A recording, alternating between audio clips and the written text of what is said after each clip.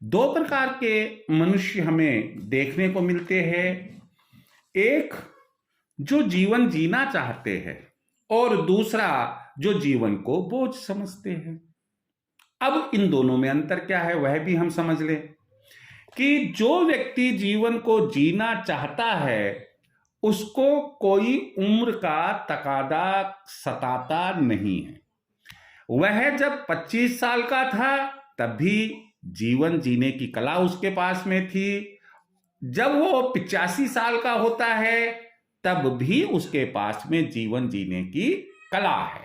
यदि मान लो आप कभी किसी व्यक्ति से जो बाजार में आपको मिलता है, साइकिल चलाता हुआ मिलता है, राह में पैदल मिलता है, आपको ऐसा लगता है कि देखो यह कितना चुस्त दुरुस्त है, और आप उनसे पूछ लेते हैं कि सर आपकी उम्र क्या होगी, अगर आप बुरा ना माने तो। और वो व्यक्ति यदि कह देता है मात्र 65 वर्ष, तो ये जो उसका सकारात्मक सोच है, मात्र 65 वर्ष, मात्र 70 वर्ष, यह मान कर चलिएगा कि वह जीवन जीने की कला जानता है और वह जीवन जीना चाहता है। उसको कदापि मृत्यु का भय नहीं सताता है।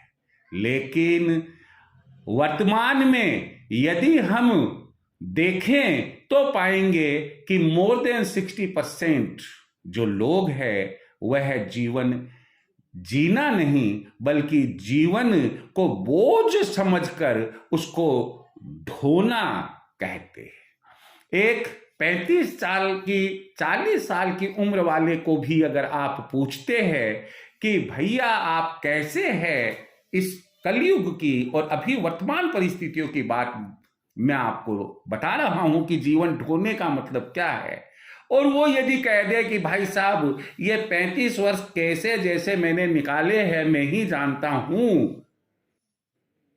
जीना मेरी मजबूरी है क्योंकि मेरी जिम्मेदारियां हैं, उन जिम्मेदारियों को मुझे पूरा करना है, क्या करूं, ना जी सकता ना मर सकता।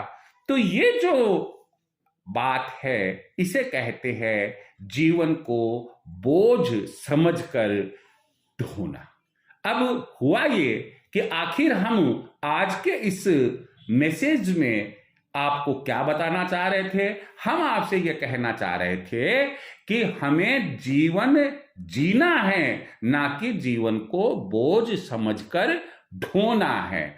क्यों कि जब जीवन जीना है तो हम केवल यही सोचकर चलेंगे कि प्रकृति के नियम अटूट है, प्रकृति के नियमों को हम बदल नहीं सकते हैं।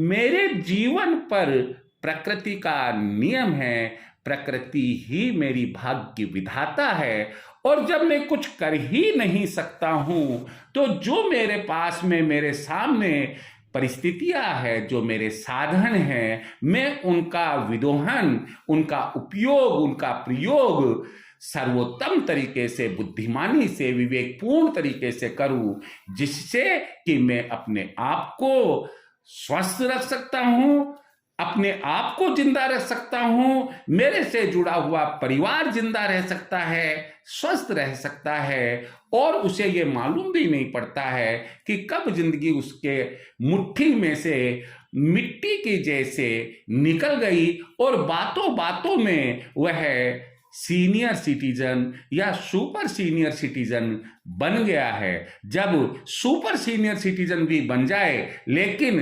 बालपन उसमें दिखाई दे तब ये मानकर चलना, अगर उसमें युवापन दिखाई दे तब ये मानकर चलना कि हकीकत में तो व्यक्ति मनुष्य वही है और जीने की कला उसी को आती है, वह जीवन जीना चाहता है। मैं चाहूंगा कि हम सब ऐसी ही कला अपनाएं, जीवन को बोझ नहीं समझे।